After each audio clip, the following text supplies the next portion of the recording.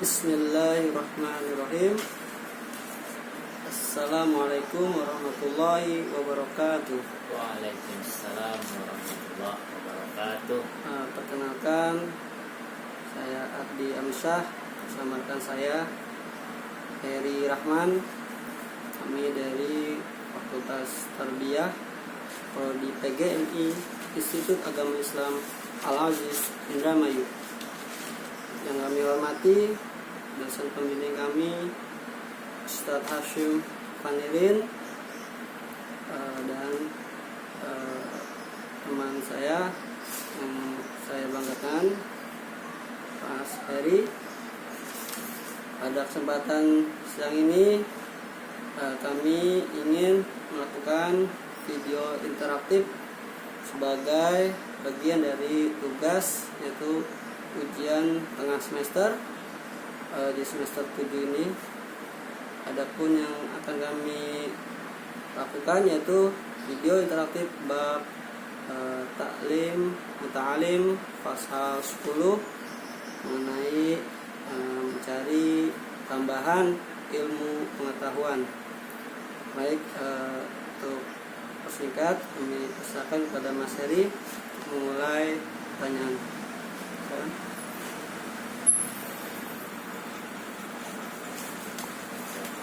Baik, Mas Ari, terima kasih atas waktunya yang diberikan kepada saya.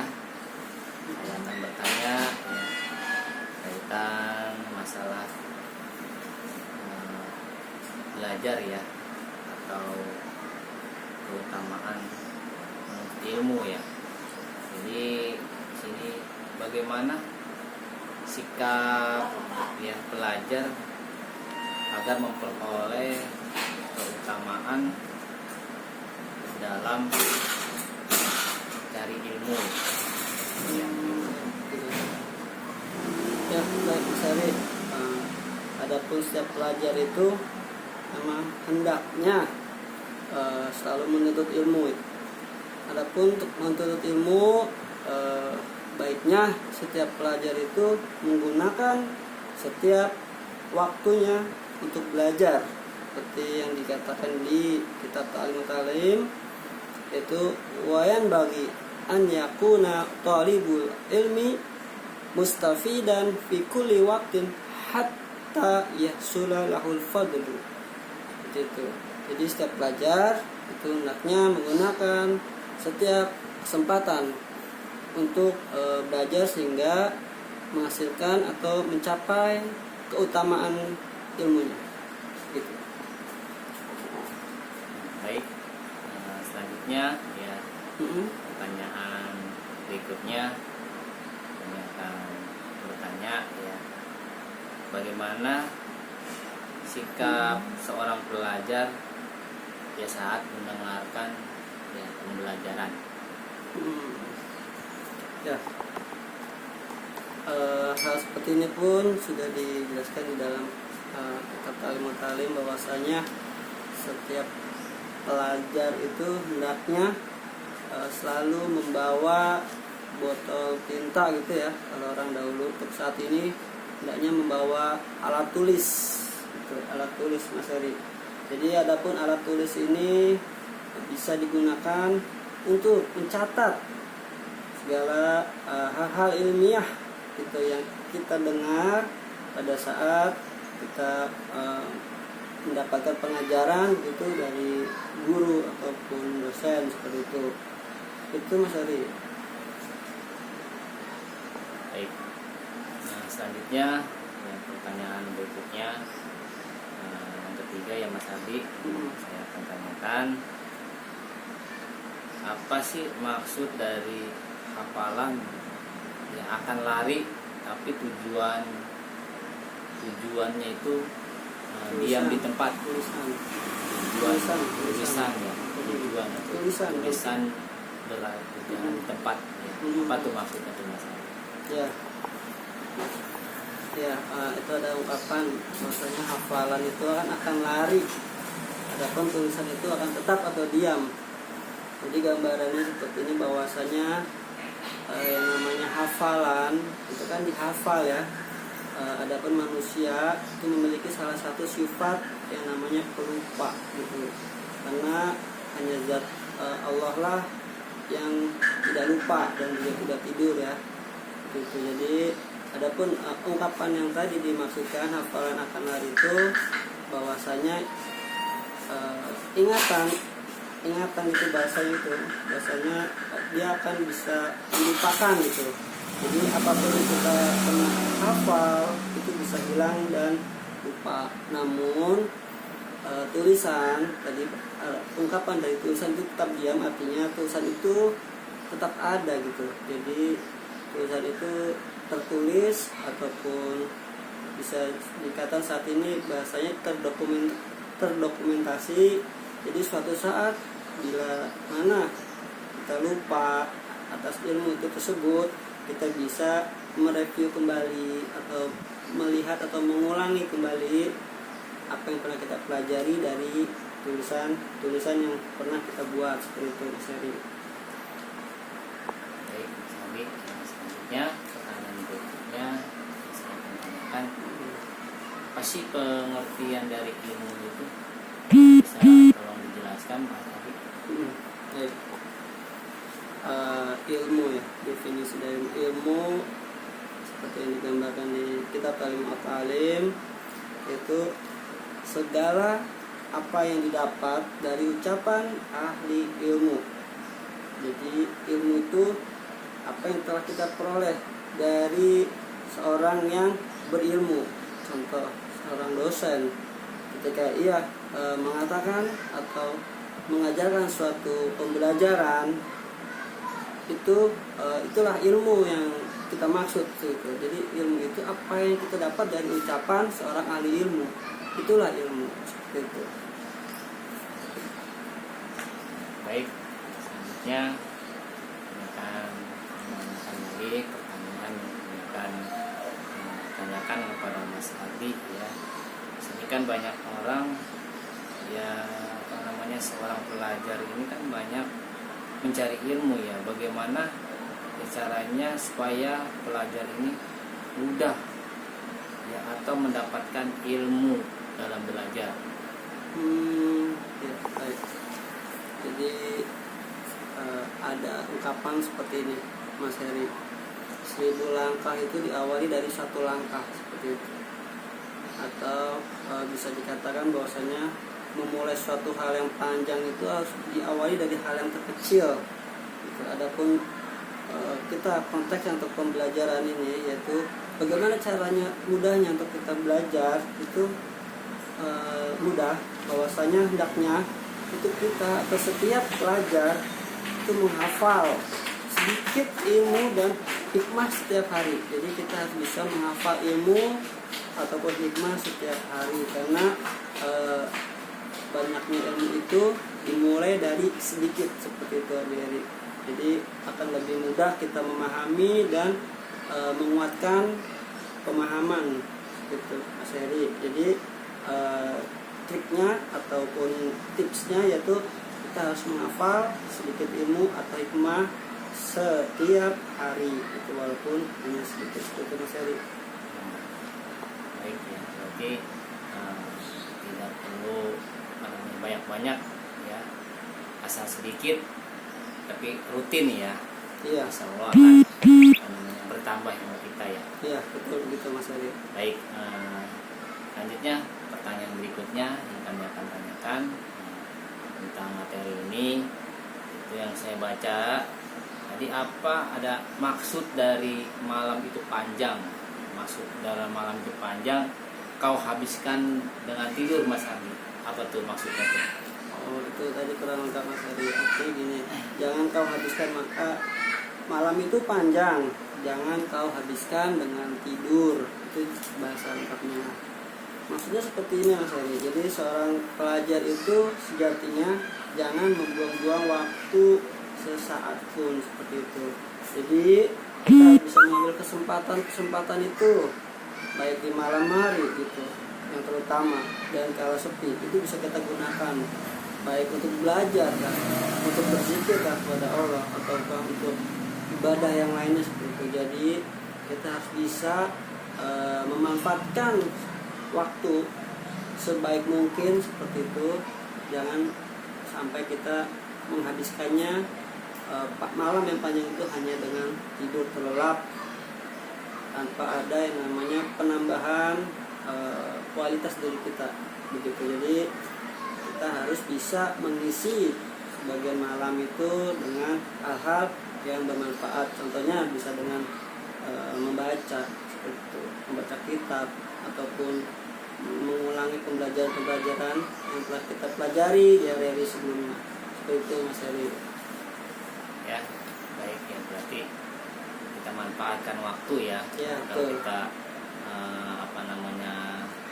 kita tidak memanfaatkan waktu seperti dalam suratnya jelas ya. Sesungguhnya manusia itu dalam kerugian ya, apabila tidak memanfaatkan waktunya untuk belajar ya. Betul. Wal asri ya. Innal insana lafi khusr.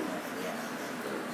Ya, selanjutnya ya yang kami baca juga tadi yang saya akan pertanyakan yaitu di sini ada bahasa mengapa sih kita itu harus mengambil pelajaran dari para sesepuh, Mas Abi.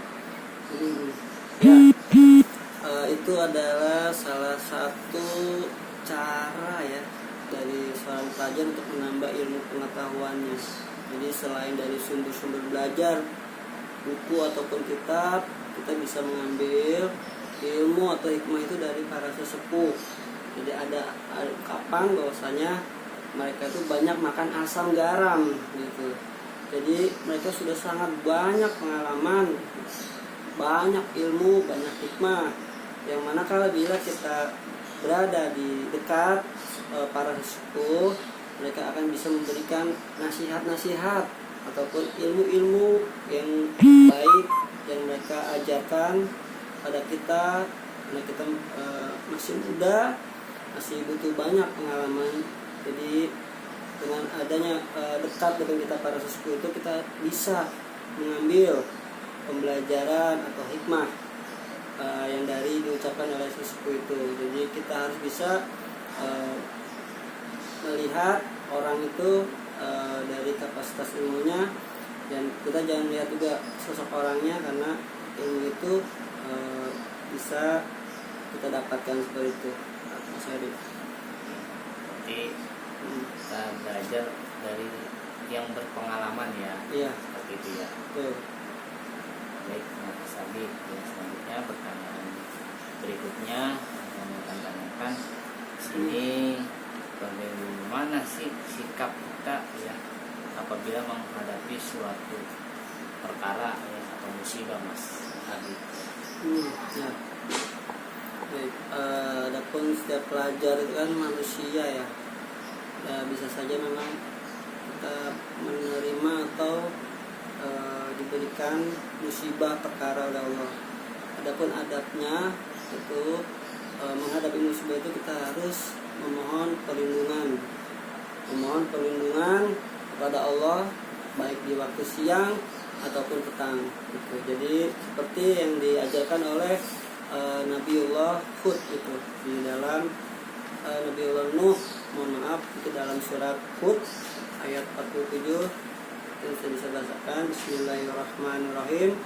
Rabbi inni a'udzubika an as'alaka ma laysa li bihi ilmu wa ila taufirli wa tarhamni akun minal khasirin. Itu artinya ini, ya Tuhanku, sesungguhnya aku berlindung kepadamu dari sesuatu yang aku tidak mengetahui hakikatnya, dan sekiranya engkau tidak memberi ampun serta tidak menaruh belas kasihan padaku, niscaya aku termasuk orang-orang yang merugi. Jadi begitu Mas Heri. Jadi kita memang harus memohon perlindungan kepada Allah dari segala musibah yang mana kita tidak tahu hakikat musibah itu. Apakah memang musibah itu sebagai pembelajaran buat kita, atau memang itu sebagai bencana. Itu Mas Heri. Baik, selanjutnya pertanyaan berikutnya saya akan tanyakan di sini masalah ilmu, masih masalah ilmu ya, masalah mencari ilmu. Yang saya tanyakan, apa apa sih penderitaan ya yang dialami saat ketika kita mencari ilmu, Mas Abi? Ya. Baik, setiap pelajar itu akan mengalami bahasanya suka ataupun duka ya dalam mencari ilmu. Adapun dukanya ini ataupun penderitaannya yang dialami oleh pelajar itu salah satunya itu dia harus menanggung penderitaan dipandang rendah di mata manusia. Gitu bahwasanya seorang pelajar itu kan memang hidupnya masih di bawah yang namanya naungan ya, atau di bawah dari namanya bimbingan orang tua seperti itu. Jadi memang seorang pelajar itu belum bisa atau kebanyakan tidak mandiri ya gitu. Jadi memang hidupnya masih ditopang oleh orang tua. Itu jadi wajar bila mana seorang pelajar itu ada yang namanya kekurangan dalam hal kebutuhan hidup seperti itu. Kita masih bisa yang namanya meminta seperti itu. Meminta bila mana kita sudah tidak bisa mencukupi kehidupan kita. Jadi memang seperti itu salah satunya penderitaannya. Adapun ada hal yang lain penderitaan yang biasa dialami oleh pelajar mungkin yang sudah banyak kita ketahui, contohnya yaitu ada yang namanya pembulian seperti itu, Mas Heri. Jadi memang yang namanya pembulian ini memang selalu ada seperti itu yang selalu dihadapi pelajar. Mungkin itu sudah tidak menjadi sebuah rahasia umum lagi, tapi itu ada sebuah pembelajaran juga bagi pelajar untuk bisa beradaptasi dengan lingkungan ataupun untuk bisa menghadapi segala persoalan hidup itu bahasanya. Jadi mereka harus bisa pandai cara untuk menyikapi hal-hal yang membuat dirinya itu tidak nyaman seperti itu, Mas Heri. Seperti itu, Mas Heri. Baik, terima kasih Mas Abi. Selanjutnya yang pertanyaan yang terakhir ya Mas Abi ya. Boleh. Saya akan menanyakan ya, kalau orang menuntut ilmu itu kan sangat mulia ya Mas Abi ya. Iya betul. Nah, jadi di sini apa sih maksud dari ilmu itu mulia dan tidak tercampur dengan hina? Apa sih maksudnya itu Mas Abi? Ya, wah ungkapannya bagus sekali ya. Ilmu itu mulia tak bercampur hina. Jadi yang namanya ilmu itu akan mengantarkan manusia pada derajat yang mulia, sekalipun ia terlahir dari keluarga dengan nasab yang hina atau rendah gitu. Karena kehinaan bukanlah disebabkan nasab, melainkan jauhnya diri dari yang namanya pemahaman ilmu atau bodohan seperti itu. Demikian pula ilmu itu bisa menjadikan orang yang dianggap mulia menjadi hina dalam pandangan manusia dan Tuhan semesta alam, bila mana dia tidak memanfaatkan atau mengambil ilmunya itu dengan baik seperti itu. Jadi jangan pernah merendahkan seseorang seperti itu bahasanya. Contoh, ia terlahir dari seorang tukang beca. Dari seperti itu dia sekolah, lalu ia menuntut ilmu, dia bisa mencapai yang namanya kesempurnaan ilmu mungkin itu, atau dia bisa meluluskan ke jenjang pendidikan lebih tinggi, sarjana kan gitu. Nah itu akan mengangkat derajat dirinya gitu, seperti yang tadi dikatakan dalam Al-Quran itu yang surat Al-Mujadilah itu ayat ke-11 bahwasanya Allah itu akan mengangkat orang-orang yang beriman dan berilmu. Mengangkat apa? Mengangkat derajatnya gitu. Jadi manusia itu akan diangkat beberapa derajat untuk orang-orang yang beriman dan berilmu pengetahuan seperti itu. Jadi ilmu itu nanti akan memuliakan dirinya seperti itu. Jadi ilmu itu memang mulia. Begitu Mas Heri gambarannya yang tadi Mas Heri tanyakan. Ya, terima kasih Mas Abi ya. Jadi sudah beberapa pertanyaan sudah dijawab dengan Mas Abi ya, semoga ini namanya bermanfaat ya, atau bisa menambah wawasan saya ya untuk lebih baik lagi. Hmm. Terima kasih Mas Andi ya atas pertanyaannya. Jawaban. Oke, baik. Jawabannya. Demikian apa yang tadi kita tanyakan dan jawabkan, bahwasanya banyak, adapun dari kami mungkin banyak kesalahan atau kekurangan, itu mohon dimaafkan karena ini hanya sebagai pembelajaran bagi diri kami, seperti itu. Baik, kita sempurnakan kegiatan hari ini. Jazakallahu yarana wa yafazuna walhamdulillahi rabbil alamin.